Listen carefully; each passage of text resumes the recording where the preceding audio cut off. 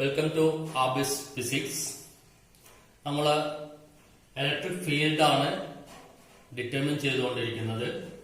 കഴിഞ്ഞ ക്ലാസ്സിൽ നമ്മൾ electric field due to uniformly charged infinite long straight conductor കണ്ടു. ഇന്ന് നമുക്ക് കാണാനുള്ളത് electric field due to uniformly charge infinite plane sheet of charge. Plane sheet, ഒരു പ്ലെയിൻ ഷീറ്റിൽ ഉണ്ടാകുന്ന ചാർജ് കൊണ്ട് അതുണ്ടാക്കുന്ന ഇലക്ട്രിക് ഫീൽഡ് എത്രയാന്നുള്ളതാണ് നമുക്ക് ഡിറ്റർമിൻ ചെയ്യേണ്ടത്. അപ്പോൾ ആദ്യം നമുക്ക് ഒരു plane sheet of charge consider ചെയ്യാം. Consider a plane sheet of charge like this. Okay, then here let it be positively charged sheet. Positive charge ഉള്ള ഷീറ്റാണ് വരിക.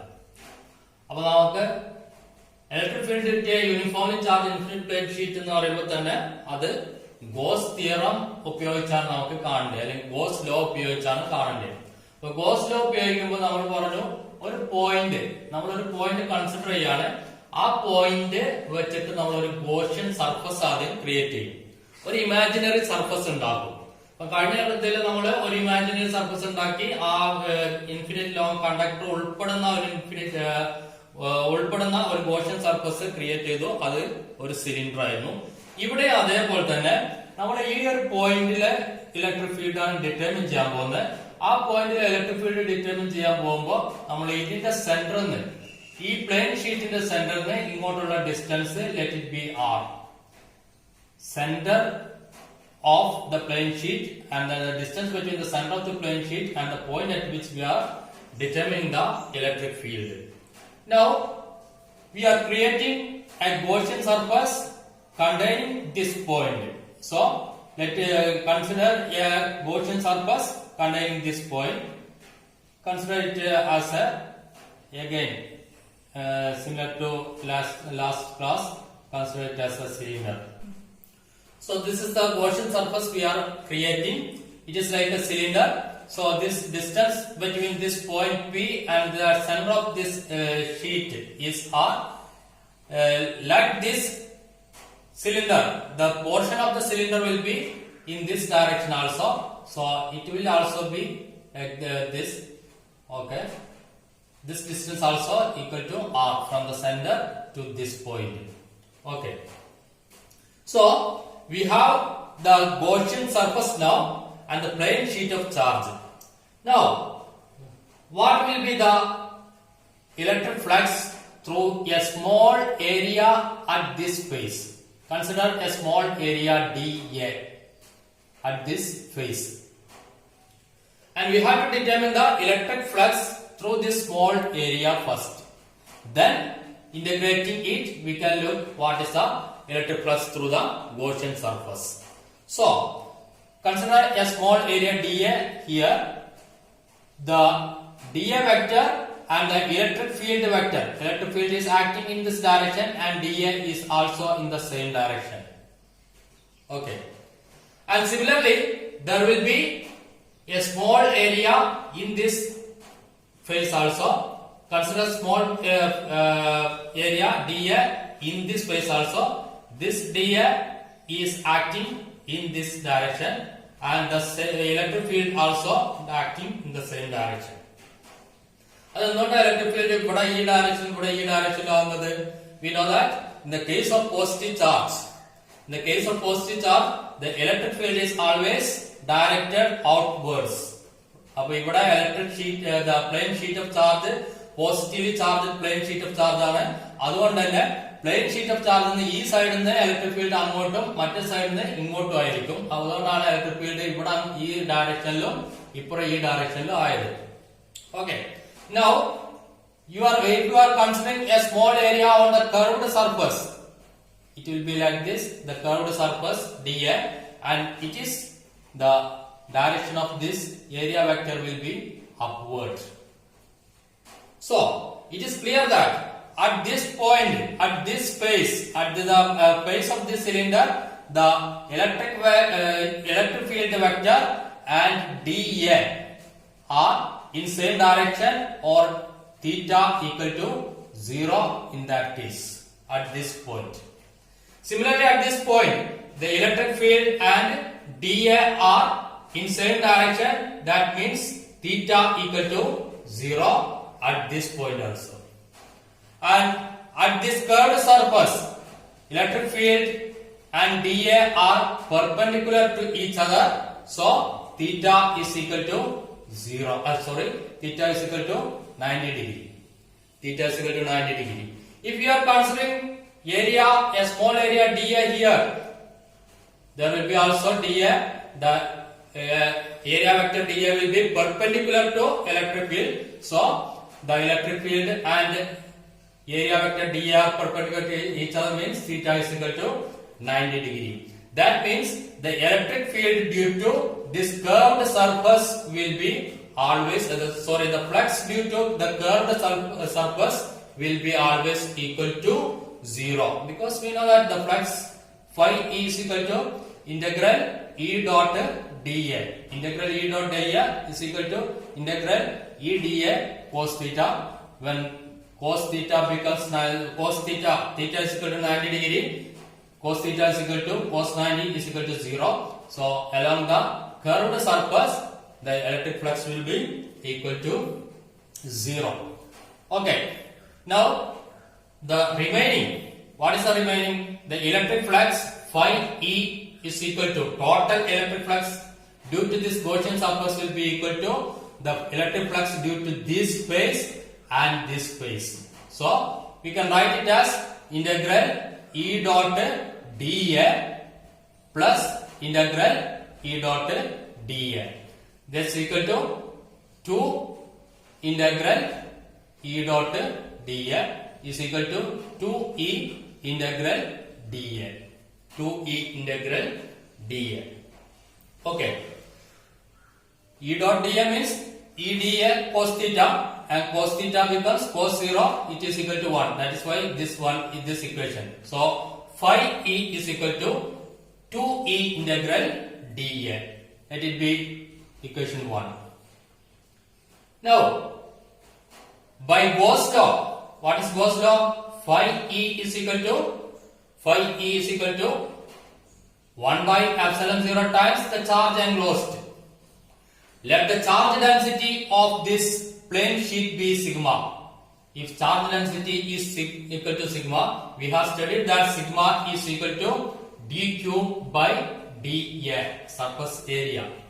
So dq will be equal to sigma dA. Therefore q is equal to sigma integral dA.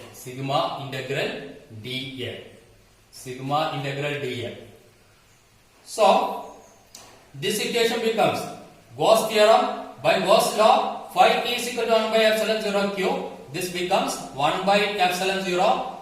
Instead of q, substitute this sigma integral dA. Take it as equation 2.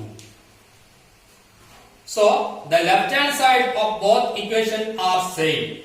Equation 1, phi E is equal to 2E integral dA.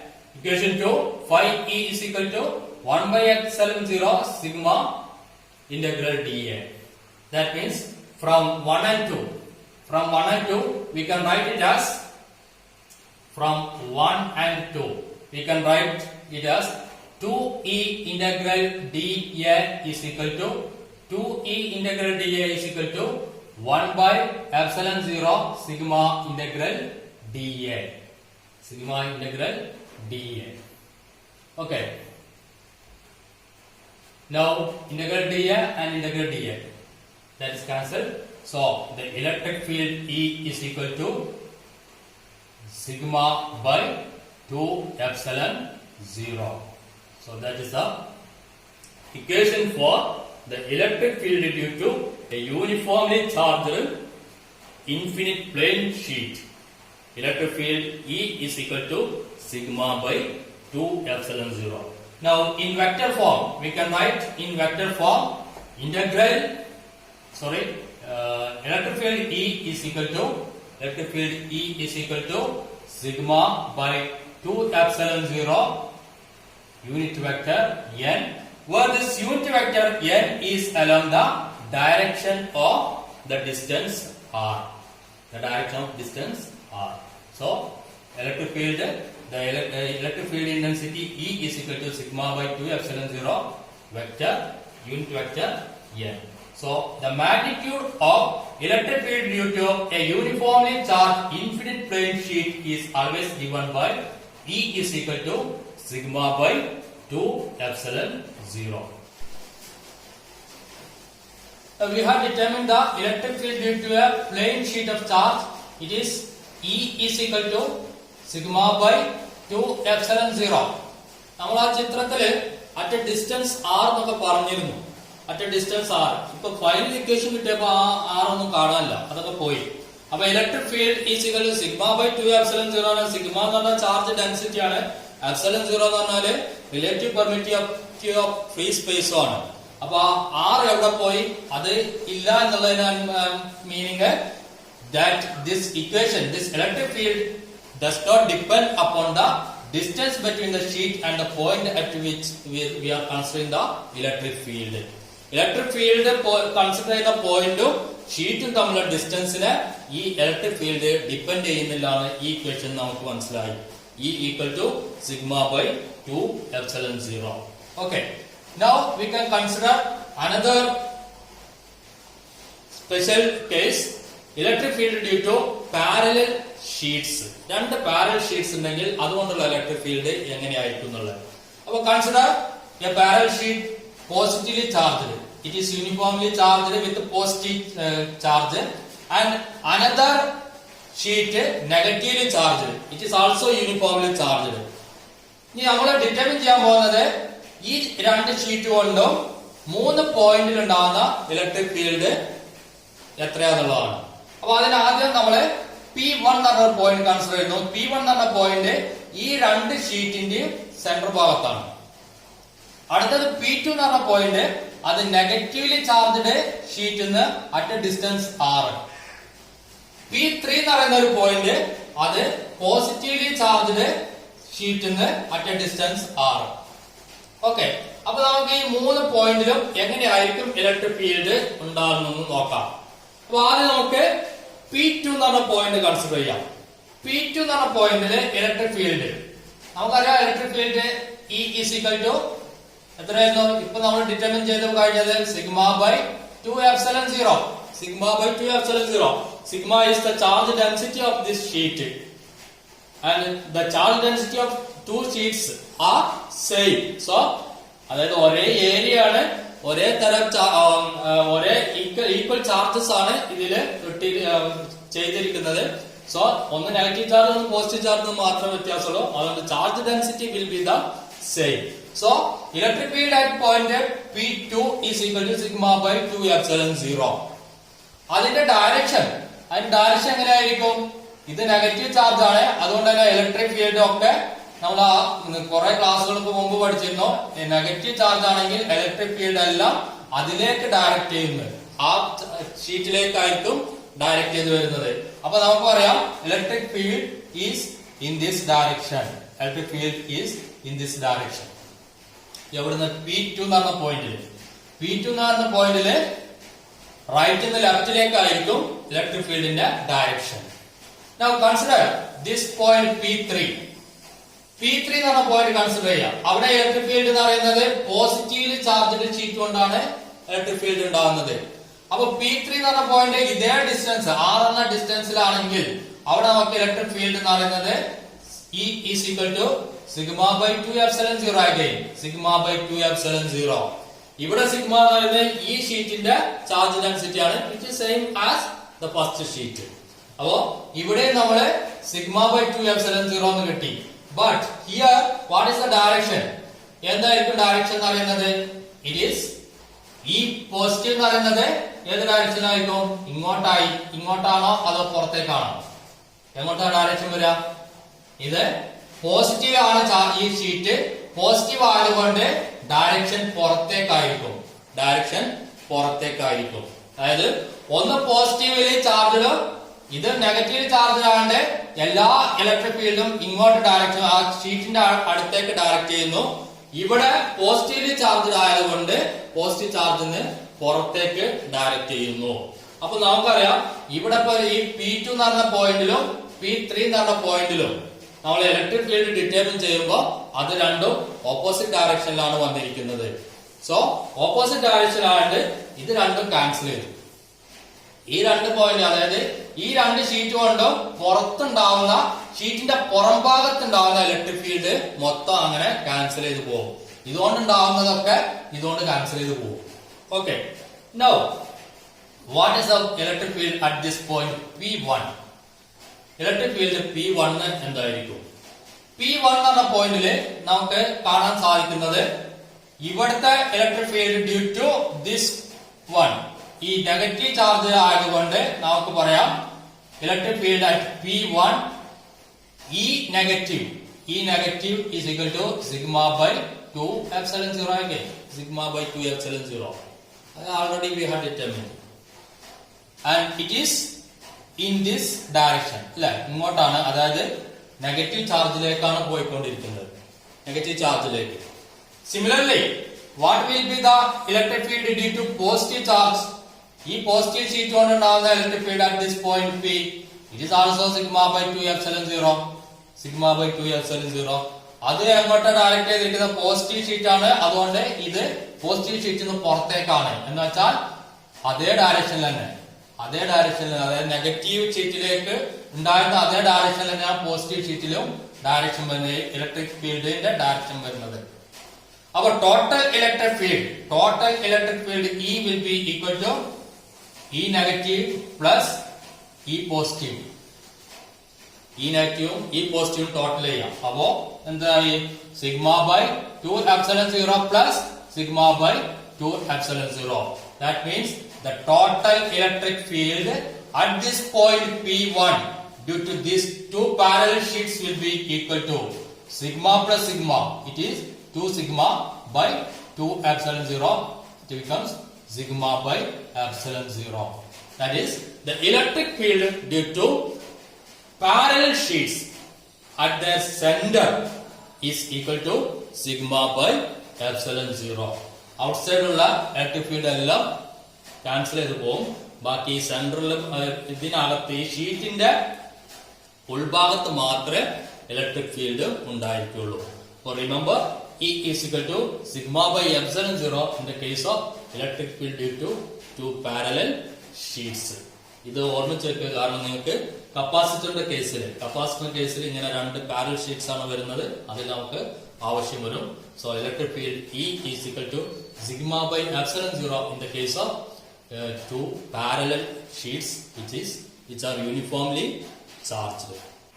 ഇനി നമുക്ക് electric field due to uniformly charge spherical shell.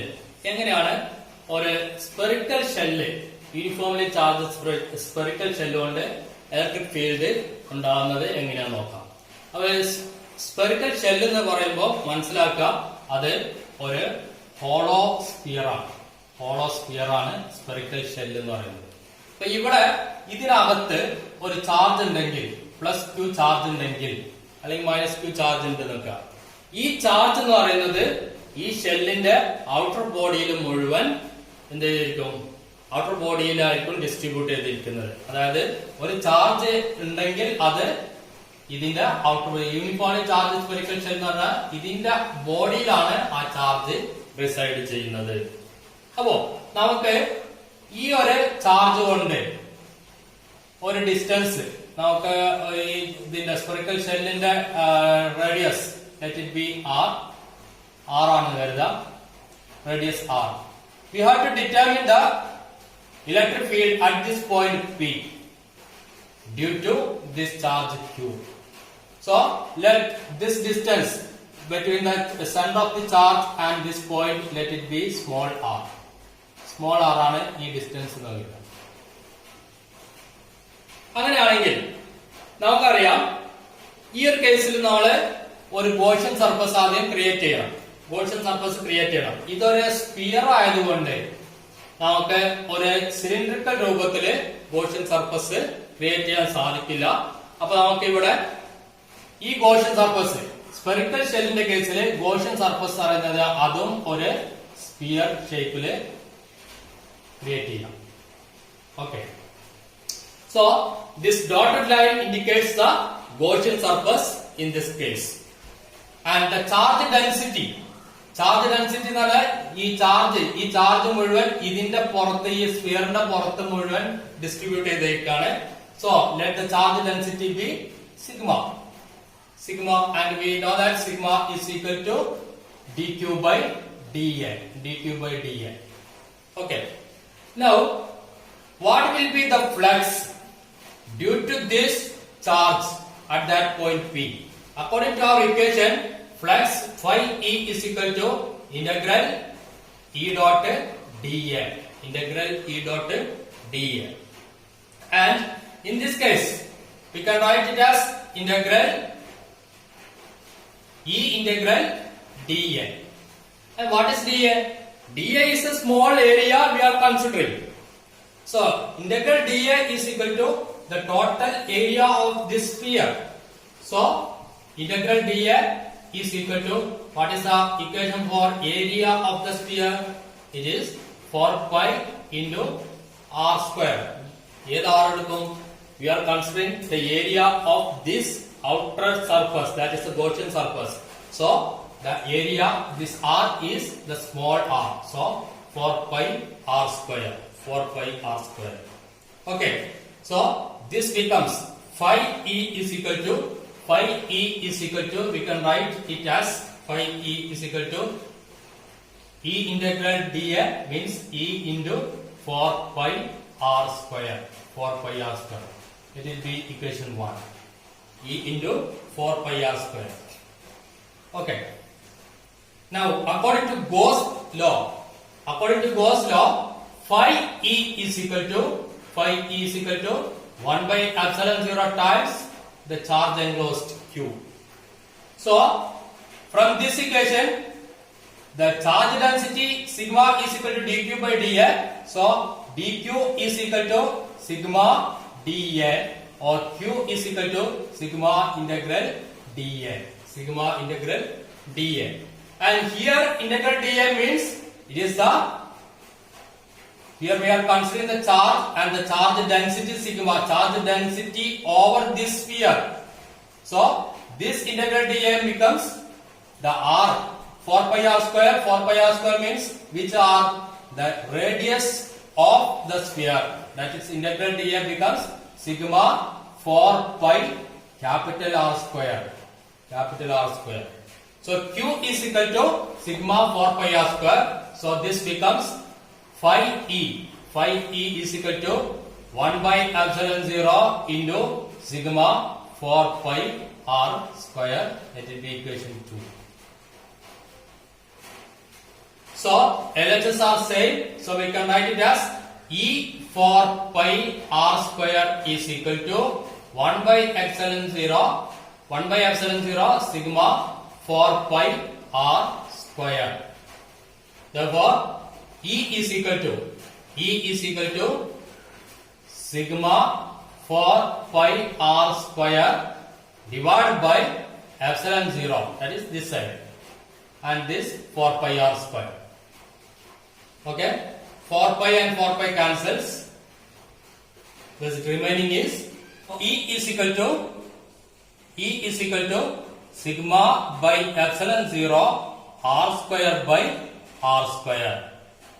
E is equal to sigma by epsilon 0 into r square by r square, where sigma is the charge density, epsilon 0 is the permittivity of free space, r is the radius of the sphere, and small r is the distance between the center of sphere and the point at which we are determining the electric field. So E is equal to sigma by epsilon 0 into r square by r square. That is the electric field due to uniformly charged spherical shell. Now, here if we are we consider the distance, this point P outside the sphere. Okay, Now let this point P be here. What is the change now? മാറ്റം എന്താ വന്നത്? ഈ point P എന്ന് പറഞ്ഞ point ഇവിടെയാണ് നിൽക്കുക. That is on the sphere itself. അപ്പൊ Gaussian സർഫസും അതിലൂടെയാകും, സ്പിയറിന്റെ outer side കൂടെയാകും. അപ്പൊ നമുക്ക് പറയാം R is equal to R. Capital R and small r are same. അപ്പൊ ഇക്വേഷൻ എങ്ങനെ മാറും? ഇക്വേഷൻ എന്താ മാറ്റം വരുന്നത്? E is equal to sigma by epsilon 0 r square by r square. So this two cancels. So E becomes sigma by epsilon 0. Electric field due to a uniformly charged spherical shell on the surface of the shell is sigma by epsilon 0.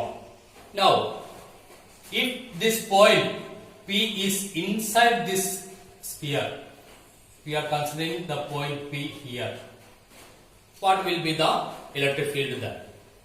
ഇവിടെയാണ് നമ്മൾ P consider ചെയ്യുമെങ്കിൽ ഉറപ്പ് മനസ്സിലാവുന്നു. Gaussian surface എന്ന് പറയുന്നത് ഇവിടെ create ചെയ്യണം അല്ലെ? ഇവിടെ ഒരു ഗോഷ്യൻ സർഫസ് ഞാൻ ക്രിയേറ്റ് ചെയ്തു.